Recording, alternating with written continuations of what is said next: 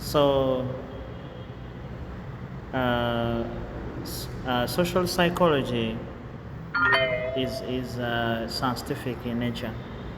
Kindly let me first of all close up some of this to avoid some of the pop-up that may interrupt us.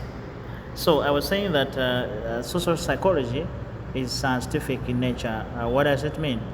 It means that it is based on how things happened by itself, not by what we think or by what we want. So, for example, in general, it means that acquiring knowledge. Okay, so for instance, it would involve the use of certain methods and some adherence, following some of the values and following some of the methods. So, for example, one of the approach that is involved in social psychology, we have objectivity. Objectivity means evaluating information on the basis of its merits rather than on the one's personal preferences. So it would mean that if there is something, you should evaluate or assess its outcomes. You do it on merits. Doing something on merits means that you are doing things without favor or without fear. So the next is accuracy, meaning gathering information as carefully and precisely as possible, making sure that when, for example, the purpose of the gathering of your informations is for making decisions, and in that case you gather informations without including anything which is not necessary. You make sure that the information you include is basically valid, and that is very important towards your social nature. And the next is skepticism. Skepticism means accepting any information or any findings as being true only after such information has been verified by other competent observers. So skepticism in this case would mean that if you have you heard about something, you're not going to conclude and you make it a conclusion that this is what you're going to do, but you will have to first of all present it to the next persons or to any other person that you think can do the observations. So such information is verified, such informations are interrelated, compared, and finally being confirmed before you can use it in your decisions, or maybe you can act on. So because of those, it really makes social psychology scientific in nature, and that would value as the scientific responsibilities. That will include the scientific confirmations. Scientific, it means that things are used based on the practical means, not heard, not seen, but practically and sound, and things are being confirmed that this is how exactly best it can work. So you can't just say something or you can't just heard something and then you assume that this is how things happen. How sure are you? Have you confirmed? Have you carried out research? Have you tried it? So it is very important. We have social psychology that we are saying that it really focuses on the individuals than the groups majorly. So we are saying that even though societies vary greatly in terms of their overall levels of violence, it is the individuals who performed aggressive actions or are refraining from doing so. So what we are trying to say is that when you look around you, you find that they will be saying that in such an area, people are thieves. So don't go and stay in that area. People are thieves. They steal people's properties from there. They are murderers in such areas. So such may be greatly very high in a society. But what makes such areas being regarded in such a way, it is because an individual is involved in such activities. So the violence in that area, the misbehaviors, the abuse, and the misconduct in that area, it is really performed by an individuals. So it is the individual that influence another persons that got another one being influencing many, and then they get involved into the violence. Then the whole community becomes a violent community. As a result of that, the social psychology intend to focuses on an individuals. So we're saying that despite the fact that individuals do not exist in isolations from social and cultural influences, its major interest lies in understanding the factors that shape the actions and thoughts of individuals, human beings, with a social setting. So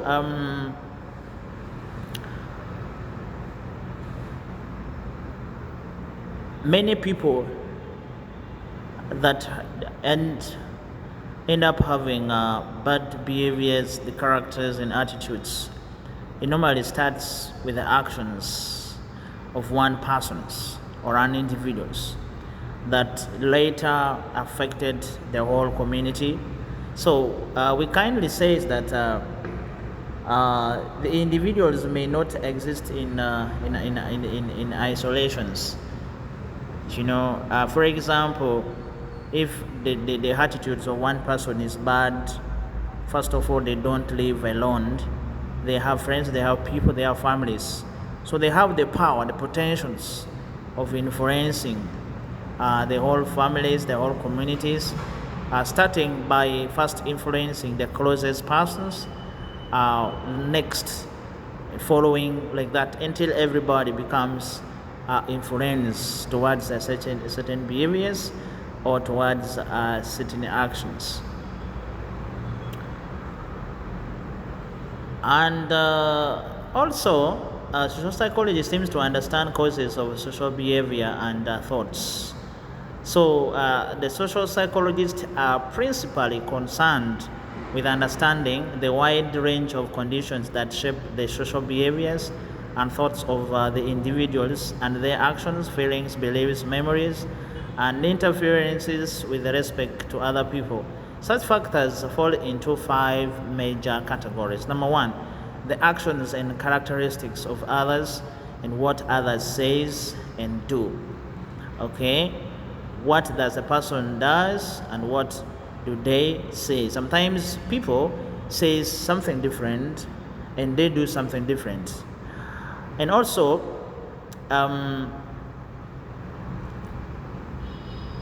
so we're saying that in this case, when you are asked to give some of the principles or the factors that are, of which the social psychology are categorized, talked about the actions and characteristics of others and what others says and what others think. Number 2, the basic cognitive processes such as memories and reasoning and processes that underdrill our thoughts, beliefs, ideas, and judgments about others you are meeting, the people you are meeting, the friends you are meeting, and everybody around you. So, for example, somebody may walk into the meeting that was presented earlier and says, "Oh, sorry, I have appeared late. I'm sorry, the meeting kept my mind." You get the point? So, how will people receive or perceive such a statement? Somebody keep you waiting, and after coming, he says, "The meeting skipped my mind, and people have been here waiting." Now, there are people who will understand that person, and there are people that will definitely misunderstand and will have confusions throughout the meeting. So, Number three, I'm talking about ecological variables and direct or indirect influences of the physical environments, such as temperature, crowding, privacy, and related factors.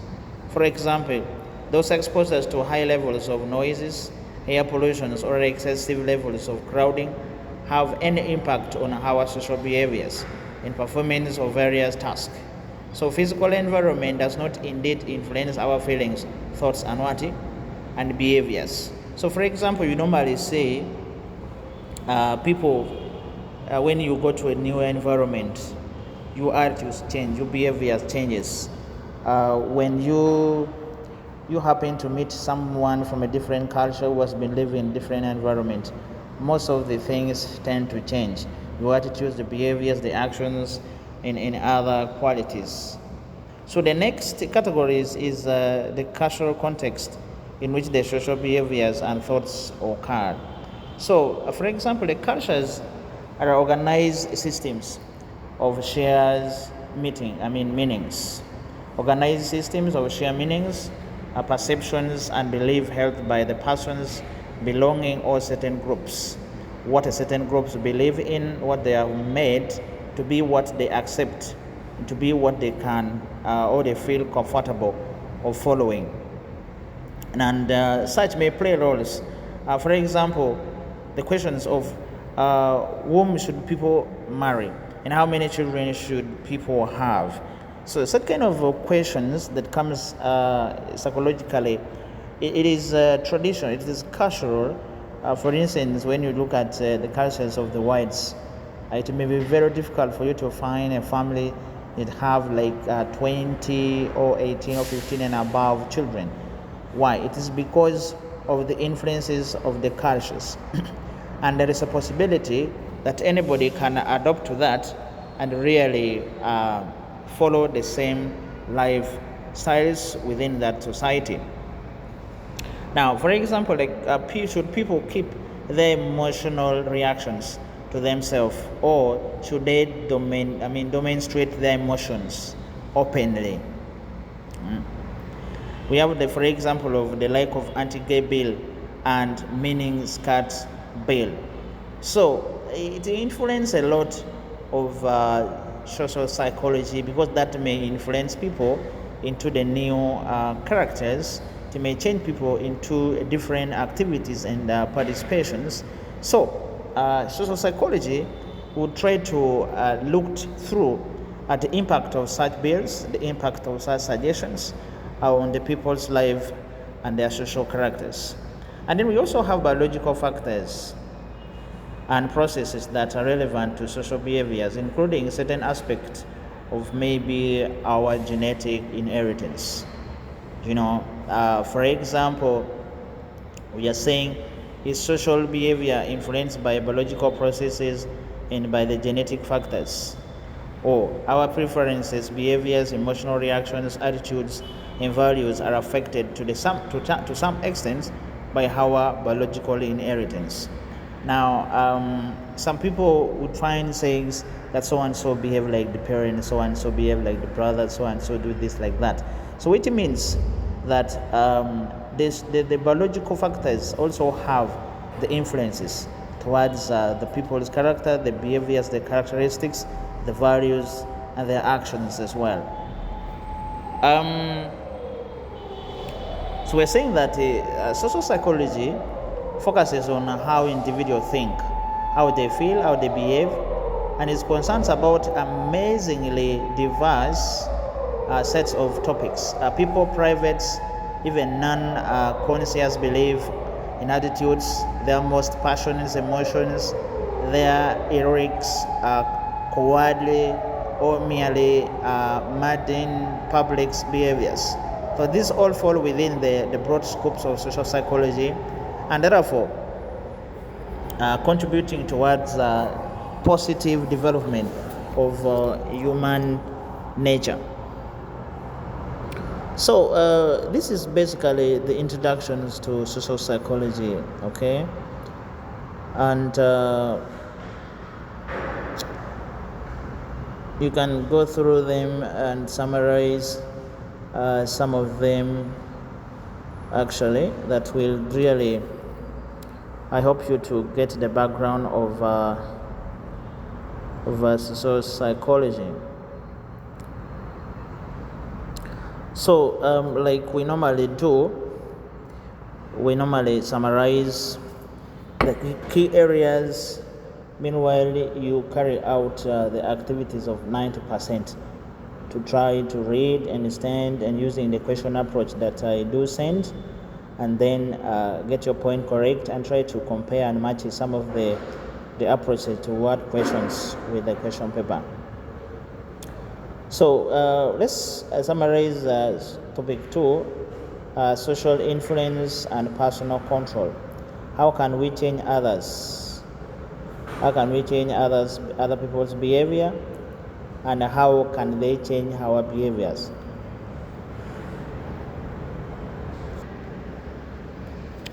So,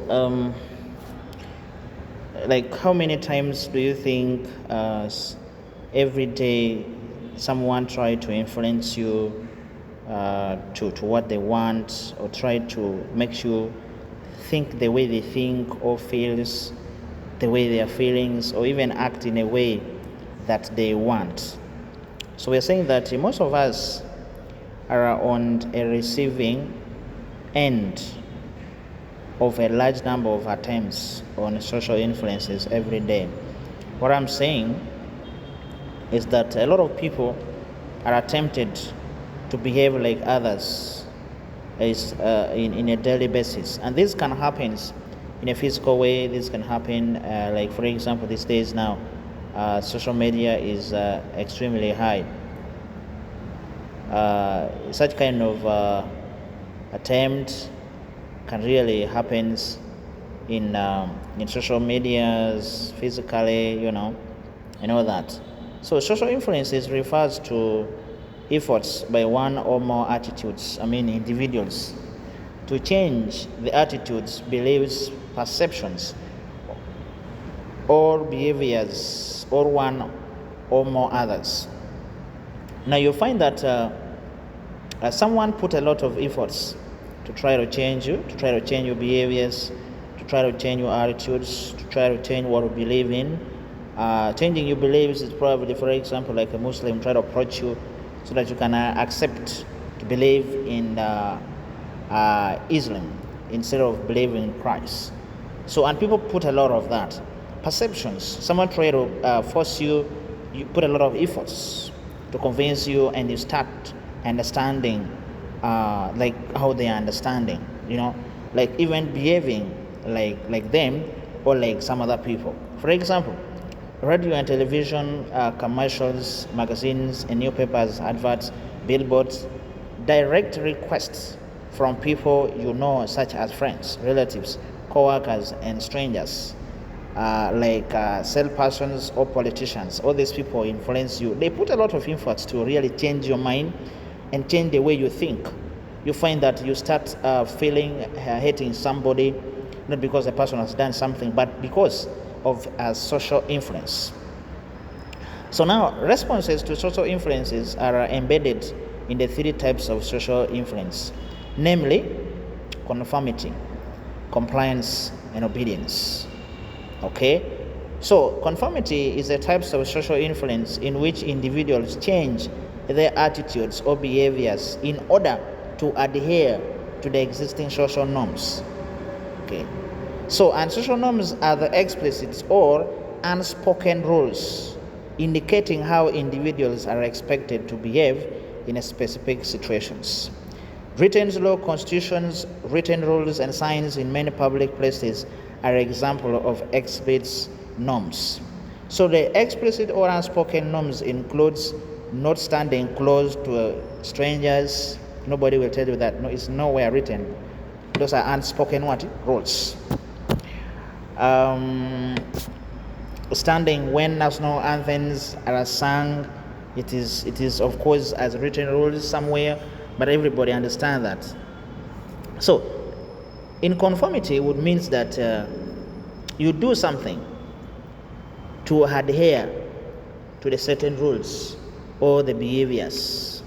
So you are not actually doing something because you should be doing them, but you do it because that is what you need to be doing. You know why? Because there are unspoken rules. There are things that we grow up knowing that this is what we are supposed to do. So you don't need to be told anymore.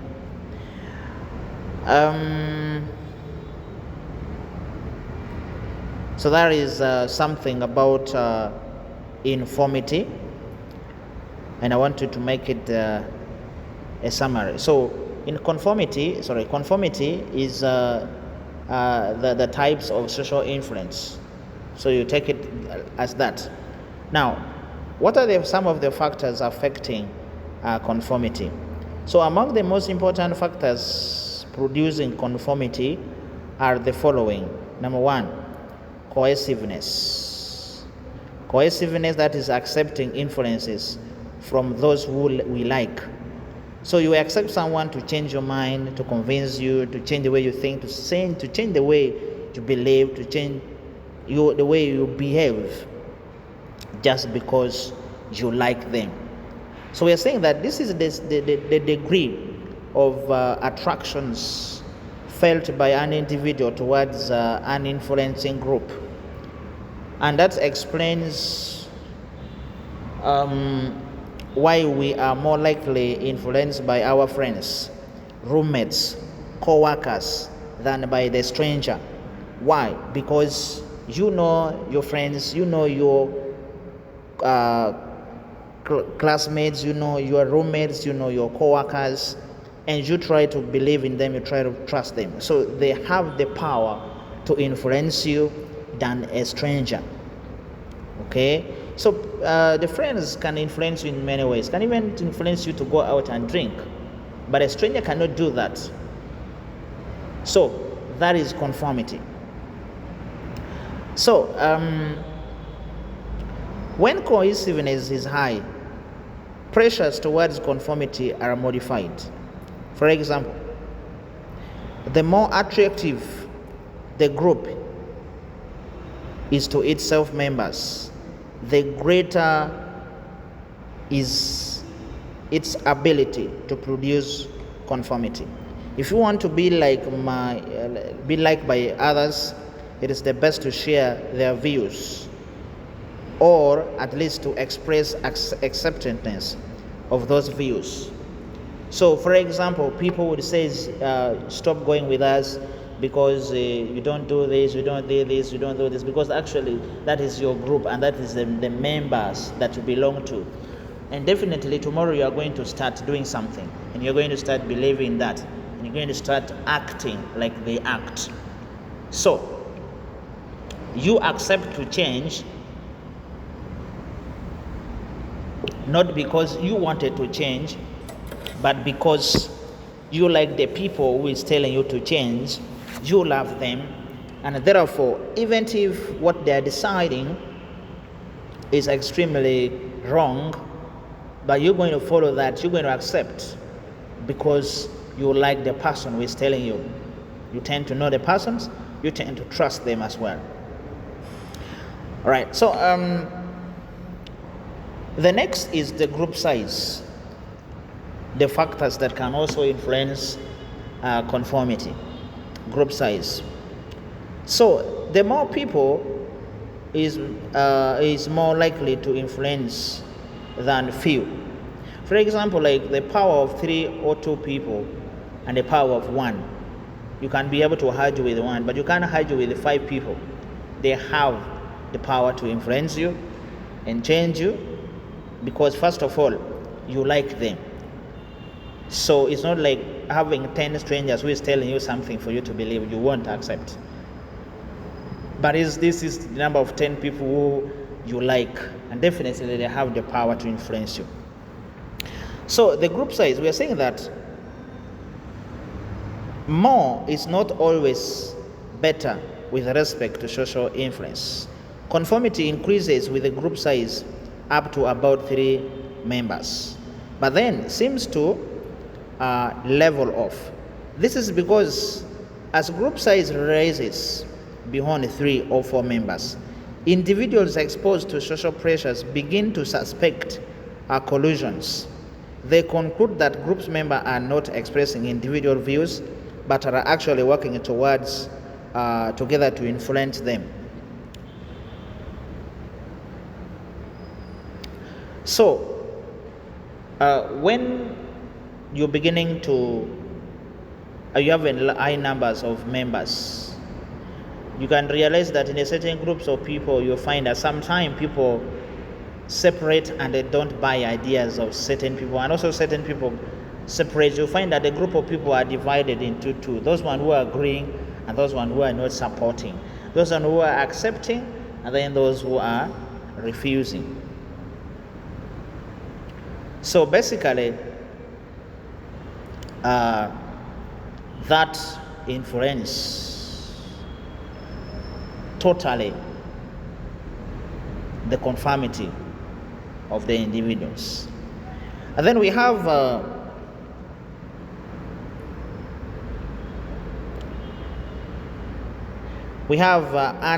anonymity of the group. So the conformity pressures are more produced in groups that are anonymous in their groups of positions.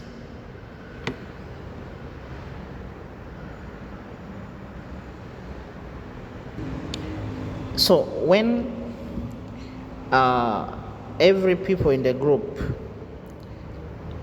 or the people involved in certain discussions agree, the conformity pressures tend to increases. So unanimity, it is the agreement by all people that is involved. So there can be people involved in the groups, people involved in the discussions, people involved in certain talks. So when these people agree, when all of them agree, everyone involved in the discussions in the groups, everyone agree, then there is power of influences. Compared to a scenario where there is unanimity. So you find that people who are involved in the discussions, whatever activities, have failed to agree, and that may really affect the influence. So we talked about, we have resisting conformity. So resisting conformity, for example, why do we sometimes choose not to accept, to agree with someone even when we like them, trying to accept things that is coming from our friends, the roommates, classmates, the group mates, but even when we like them. So why sometimes we choose not to go along? Now, there is a desire to maintain uniqueness or individuality. So, individuality is definitely trying to remain in your lane. Try to remain in your lane and remain who you are. So even if you like somebody, but you're not going to be influenced. So people can resist conformity. So we are saying that along with the needs to be right and to be like, most of us possess a desire for individuations. This refers to the desire to differentiate oneself from others by emphasizing one's uniqueness or individuality. So it is partially because of this motive that individuals sometimes chooses to disagree with others. However, much as we want to be similar to others, generally we don't want to be exactly like the people around us. So in most cases, we would want to behave like, or do like, or act like, but sometimes we may not want to behave like people around us. So as a result of that, someone would resist the behaviors and the characters and attitudes of others, and that brings in resistance to conformity. And we also have a desire to maintain control over the events in our lives. So we are saying that most persons want to believe that they can determine what happens to them, and yielding to social pressures sometimes counter to this desire. So going along with the groups implies behaving in a way one might not ordinarily choose, and this can be interpreted as restrictions of personal freedom and control. So someone would choose to have control over what they want to be done, and over what they think is best for them, and definitely they wouldn't want to be influenced by any means. Okay, now understanding conformity should make you know that there are things that can happen, but not because the way it is that is how some people want. Yeah, and for example, in activities like marriage,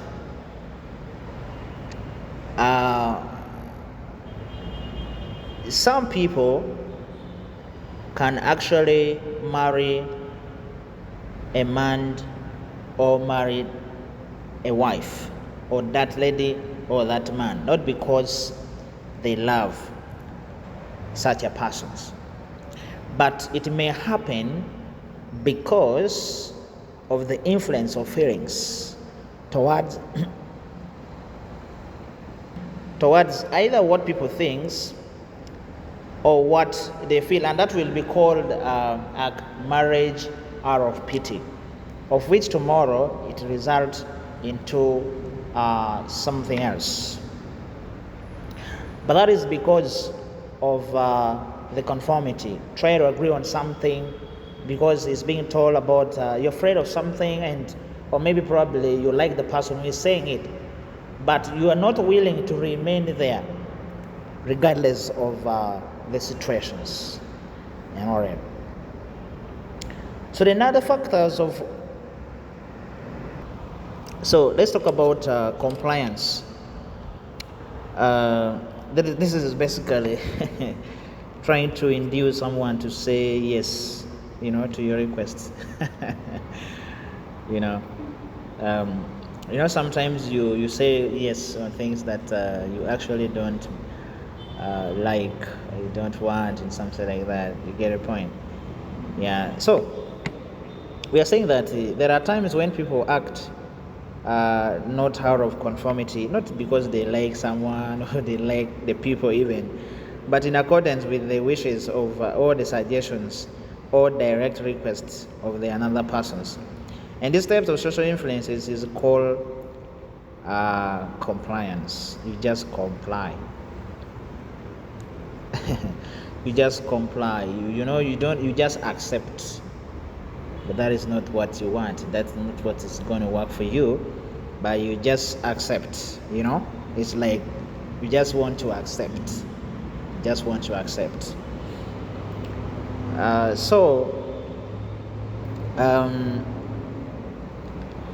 Compliance is when a person asks you to do something in a way that is persuasive enough that you do it voluntarily. Someone would actually ask you to do something in a way that is persuasive. A way that is persuasive. It's like emotional blackmailing. You can't say no because you get the point. You can't say no like your loved one try to say, can you do this for me? And you want to say no, and he says, come on. So you end up saying, okay, I'm going to do that. So you've been influenced. You've just comply to yes.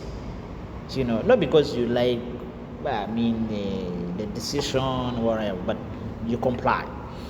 Yeah. So what are the principles of compliance? One of it is friendship or liking.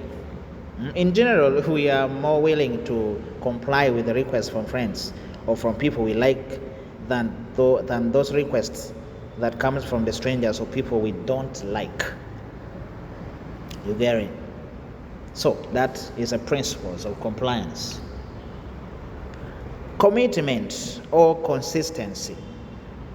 So once we have committed ourselves to positions or actions, we are more willing to comply with the requests for behaviors that are consistent with that positions.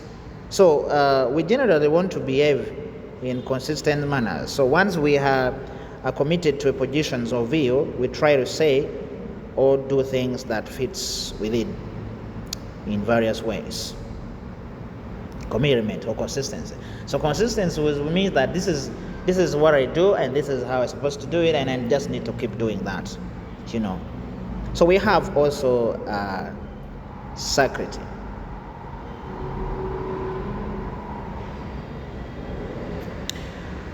So in general, we value and we try to secure opportunities that are decreasing or decreasing.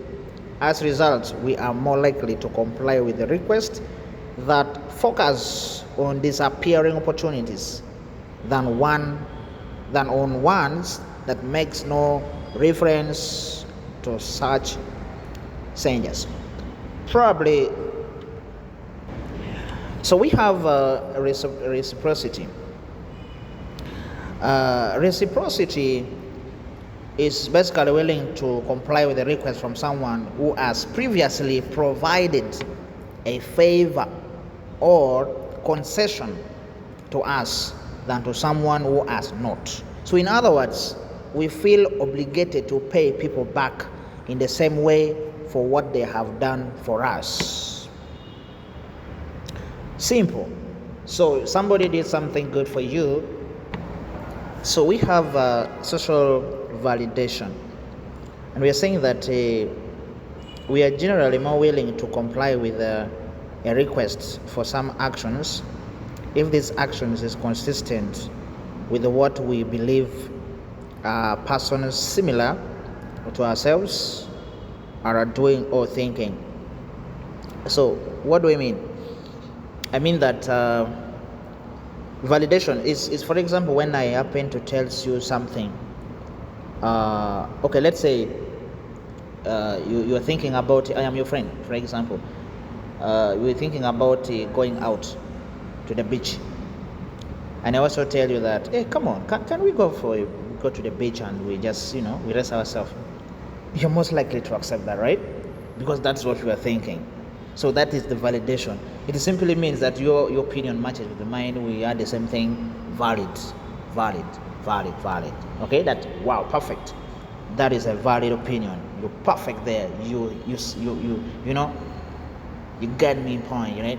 So there you will just take an actions, you participate, you join a person. So you're being influenced because something valid in your mind, a person says something that matches with exactly what you wanted, or you're thinking, you were imagining, or you had in your mind. And another thing is authority. This one here, you don't have to ask, you don't have to question. It's what you're supposed to do. So we are more likely to or willingly to comply with the request from someone who is a legitimate authority or simply looks like one. Okay, your husband can say, can we go home? You're going to comply to that. Your wife can say, please don't do that. You don't do that. Okay, you're just going to comply. It's authority. Your boss can say that, please don't do that, don't do this, do that. You're going to comply. That's what? That's authority. So I think it is interesting, and I'm going to get time again and get back to you with the techniques used to gain compliance. Techniques used to gain compliance. Yep. But also try to read ahead, read, okay? Read and read, because I'm going to be coming in and just do some of the summaries. I'm going to follow step by step basically in this introduction part, okay? But later on, you get to have work on 80%, okay? That involves much of your revisions, self-reading. I will be sending you questions to help you people understand, read, and basically, yeah, do your work perfectly. Thank you.